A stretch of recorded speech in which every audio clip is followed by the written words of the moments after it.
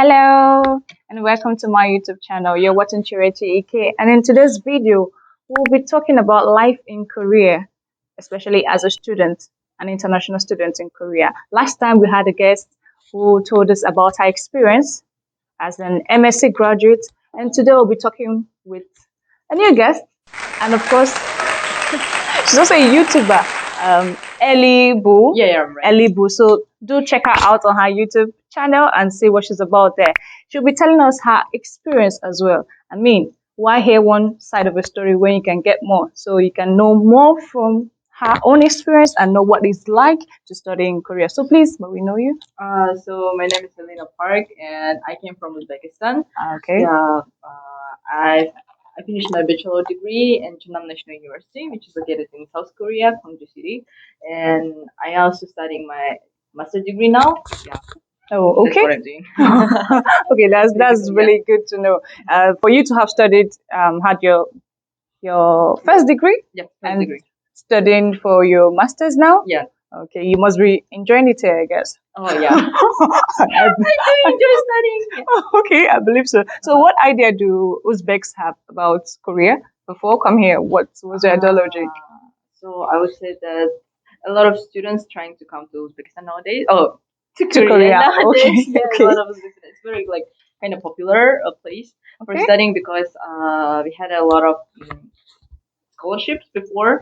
Now we don't have a lot, but still it's very popular. And the thing is that we have Korean Educational Center, which provided like free courses in Korean.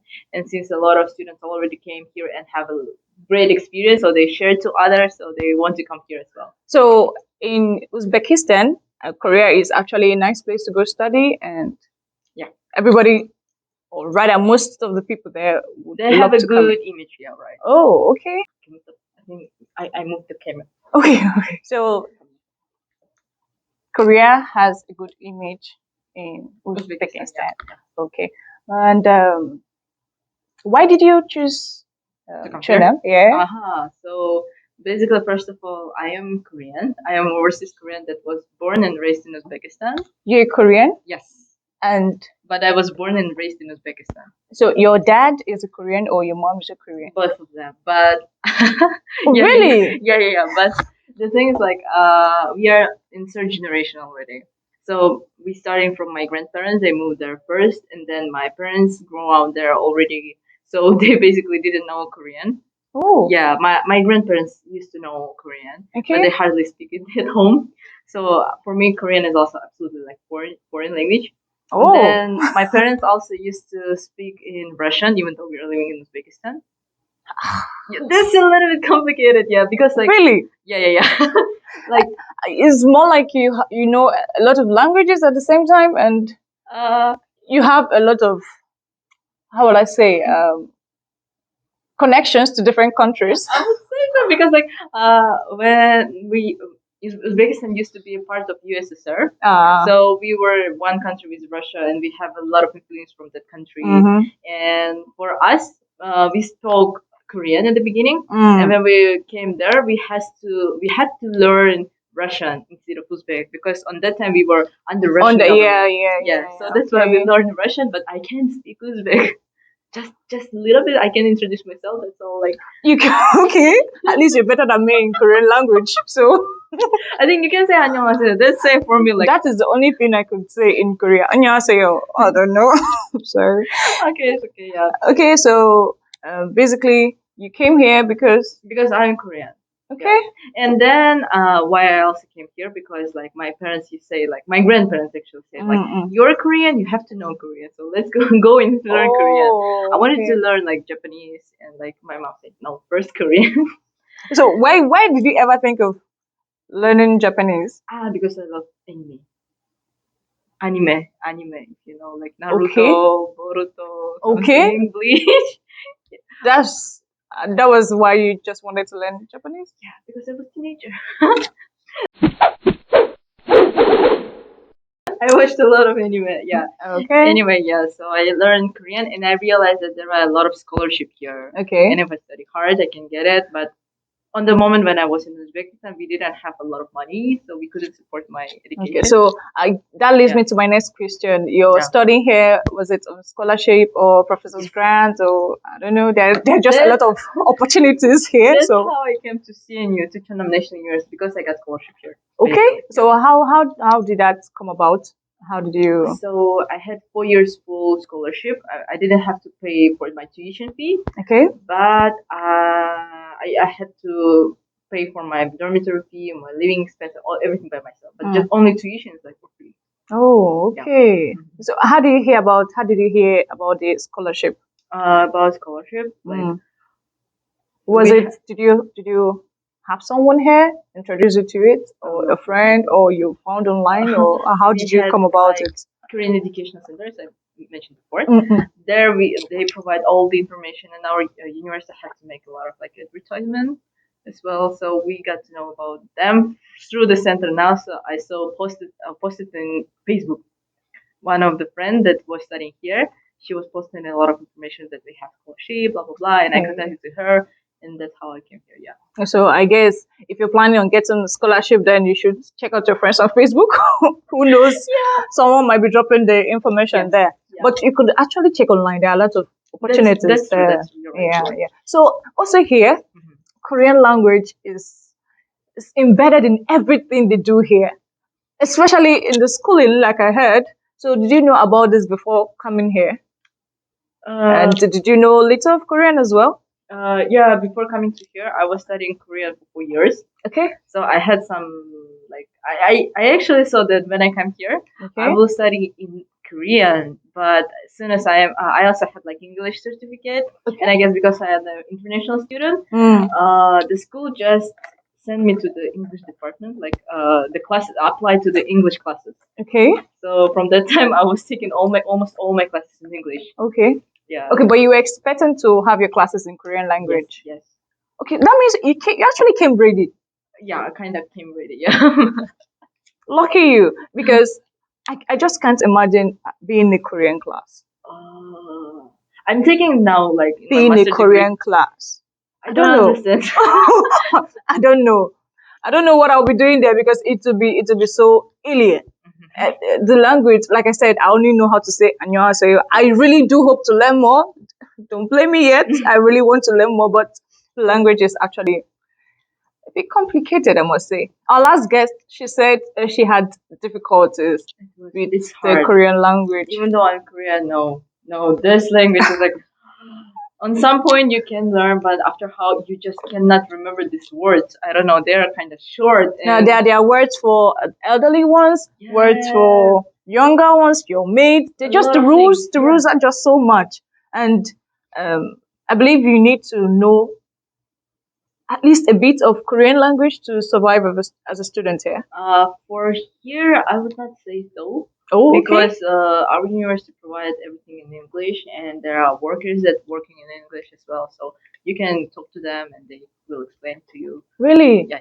Well, my guest complained that one time she went to a hospital and everybody there was blaming her because she couldn't speak Korean language.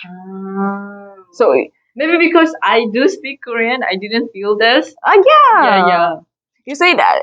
That's why I said, I mean, you just can't know a story by just listening to one video. So that's why you're getting more experiences so you get to know more. Yes. Yeah. Okay, so tell us, what was your routine as a student? So And as a first degree student, because last time we discussed with an MSc graduate, so I want to know, is there a difference between an MSc student and a first degree student? I think for sure. Okay, So so tell us. I will tell about the bachelor Okay. studying. So when I was undergraduate student, I used to live in the dormitory Okay. for 4 years, and I used to live with like 6 people, 5 people, including me, like six, and In a room? in one room, 2 person. Okay. So there was like a 3 room and the living room, and so we will live Okay. together. Okay. It's almost like an apartment. Kind of, yes, my Oh, apartment. okay. And then like in the morning, like we used to have classes from 9 to 6. 9 a.m. to 6 p.m. You can choose the classes.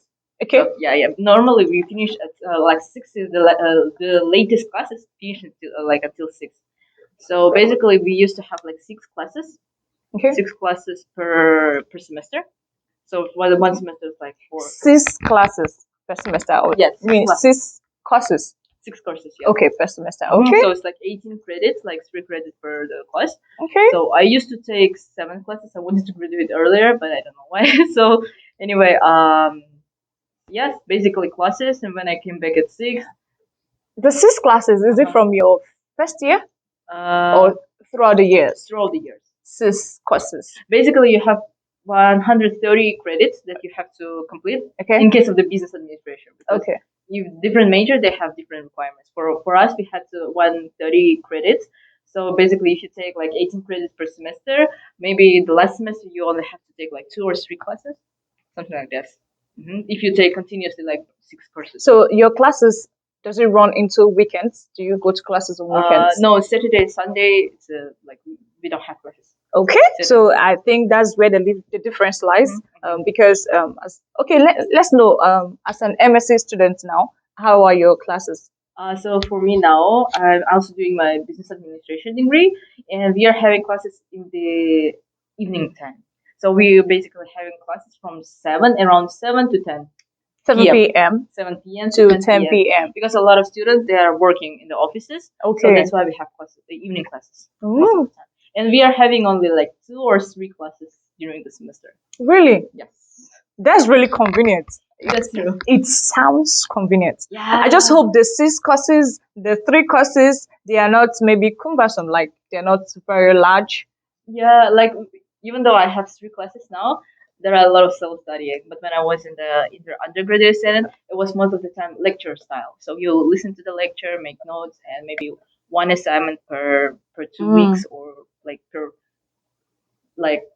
2 months. You Oh. have like 1 or 2 only. One assignment in 2 months. Yes. Yeah, it's possible. Yeah. Really? One big assignment, like maybe presentation. Okay. Yeah. But for master degree, we have assignment every week, every class. Yeah. Oh, so will I say it gets tough as the time as you climb the ladder of academics? Yeah. Oh, okay. And actually, here free time in between. I mean, at least during your first degree, it sounds like free time. Yes. You do have a lot of free time. Undergraduate time, I had a lot of time Okay. because like we just finished classes, and especially first year, you can choose your classes wherever you want courses, and you can make your schedule. So basically, I used to make it like I was studying 4 days, and like Friday, Saturday, Sunday, I used to have like no classes. Oh. So maybe one day is like for assignment, second day for like meeting my friends, and the last day just having fun for myself. Yeah. Wow.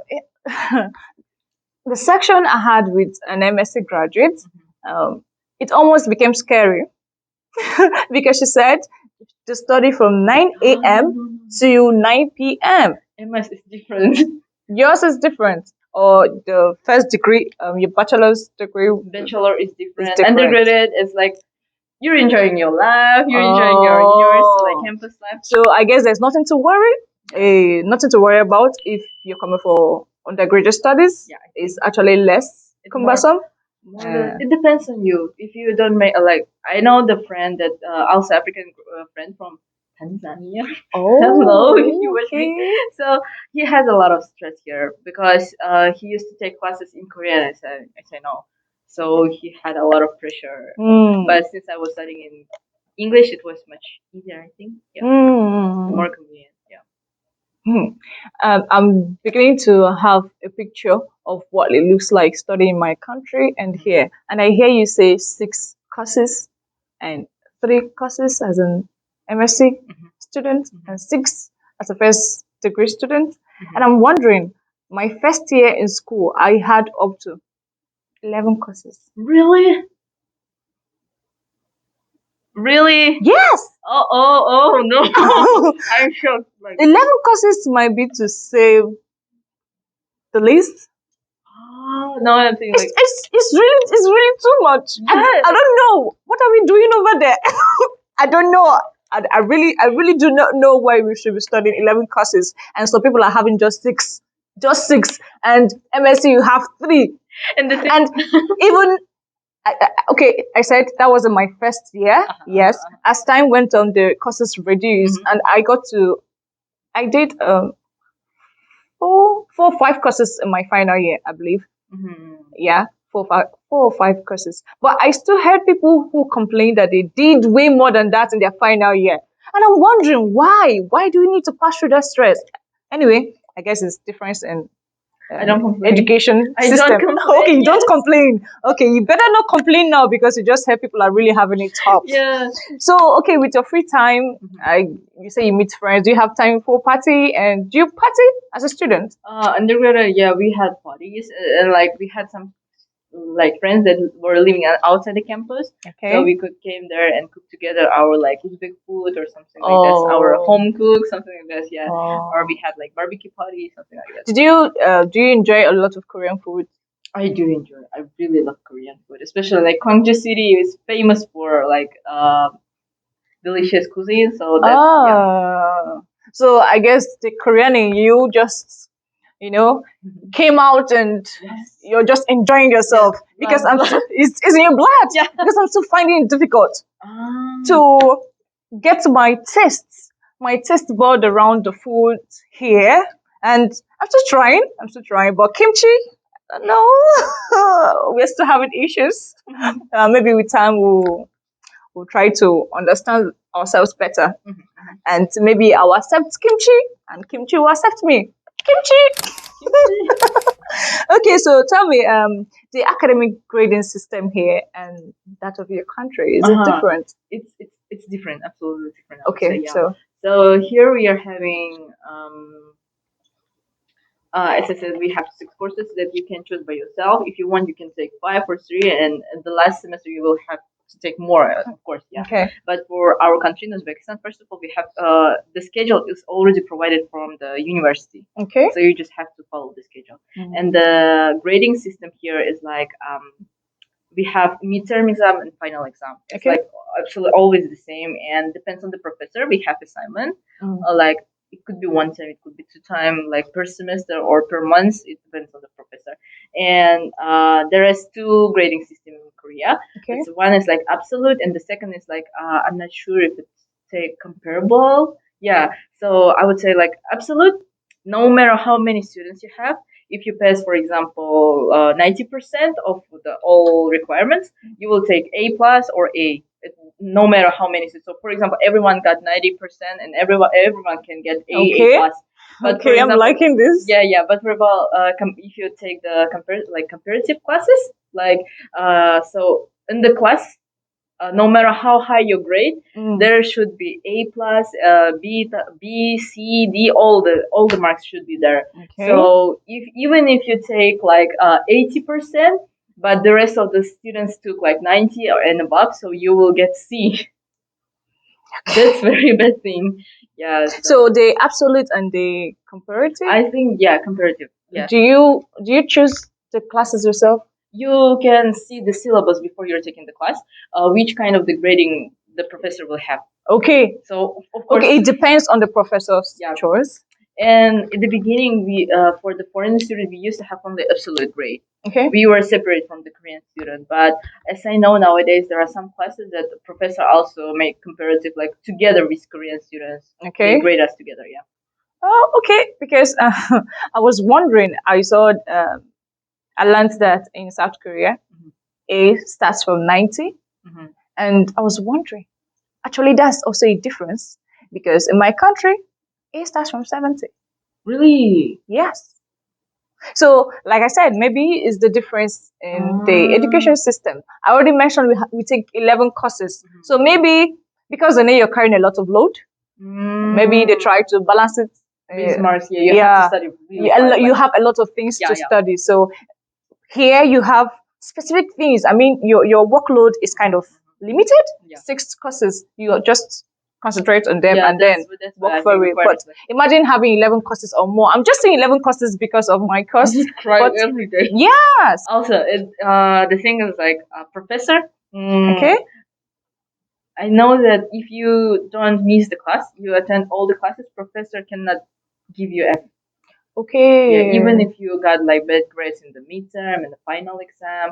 still he can say, give you F if you didn't miss the class. Okay. Yeah.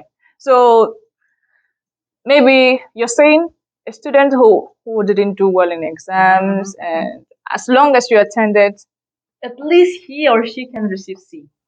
oh, Yeah. that's actually good, Yeah. because a lot of people, they end up attending all the classes, but maybe because of one thing or another, or maybe they didn't just understand the course, and then they didn't do well in their scores. So you're saying that you can't get get F Yeah. in the course if you don't miss the class. Yeah.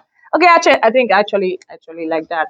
So tell us, you said you're a Korean, and you know, born and bred in Uzbekistan. Uzbekistan. So tell us, there's this picture of K drama, K drama type of love, and all the oppa, if I got that right, oppa type of relationship. Is it really the same? I would like to know your view on that. Is it? I think it's absolutely different. It's absolutely different. Yeah. Please tell us more. What you see in the drama is like, first of all, when you come here, you would not say a lot of like handsome oppas as you might watch in the drama. Especially, it's really good to say we are living in the country city, so people are not like that sensitive to the fashion, I think. And if you're living in the campus, like first students can like dress really nicely and go out, but once you're getting like up to grade like 2, 3, 4, like people don't care about how they look. They just consider studying. So yeah, that's how we can see. And talking about the oppa, I didn't date the Korean guy. So, yeah. Why you didn't have any? You didn't have any interest in any of them, or what? None of them came up to standards. I think it's because in the drama we had a lot of expectations, but when you came here, they're just so shy, especially when you're a foreigner. They're really scared to approach to you. Oh, that's also the thing. So the difference, you think maybe in K drama they are more open, and here they are just shy. Is that just the only difference? Oh, I think this is not the only difference. What else? I cannot say anything because I didn't date Korean guys. So okay, I'm sorry. So how then are you sure that it's different from K drama? If you didn't date any, maybe if you didn't date any, maybe you know someone who dated someone. Yeah, I do have my friends. Like I do know my friends that dating Korean guy even though they are foreigners. Okay. How is that going with them? It's not that romantic. It's not that romantic. Yeah, because most of the time, like, they are busy, they are working, they're studying, something like this, and okay. Yeah. So I guess the school schedule doesn't give them the time to do all the K drama type of romance. Still, they can go out, but like I don't know, they just the only thing that I heard from them is like different. It's not what you see in the movies. Okay. Yeah. So I actually asked this question because a lot of foreigners, they when they watch K drama, they have this illusion, this picture about what Korean type of love is about. It's about the guy is a knight in shining armor, and the romantic, the perfect guy. Yeah. So maybe anybody who is trying to come over here or who plans to come over here to study, I think it's best to just face your studies. And that's the truth about Korean guy. A lot of them really good singers. They really good sing like romantic songs, something like this. They're really good at this. Okay. They just do. Maybe at least you have to enjoy a lot of song. I guess if you don't get the full romantic ideology you have, at least you enjoy good voices. So you're not losing out. But I think from our last guest, she said it's actually the same. Different point of view. Yeah, you see why it's very, very important to listen to different points of views. So according to her, she said it's the same, but she didn't get to date any of them. But those she met, we are nice to her. So I guess, but from your point of view, then it's not the same. So whichever you meet, you take it. And so I think we should be rounding up on this note. Do you have any advice for Anybody who is planning to come here and study? If you're planning to come to Korea, I really recommend you to study a little bit Korean. It will be really helpful for you, and try to make a lot of friends here because if you don't like, it will help you a lot.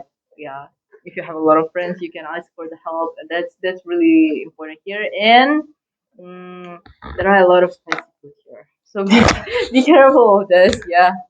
Okay, so you just heard it from her. Learn a little bit of Korean, and for your food, There are a lot of spicy. delicious food, but yeah, be ready. There are a lot of spicy things. Yeah. So thank you so much for joining us today. It's a big pleasure. And like I said, she's also on YouTube as Ellie Boo. And you should go check her out and know what she's about. See you in the next video. Bye.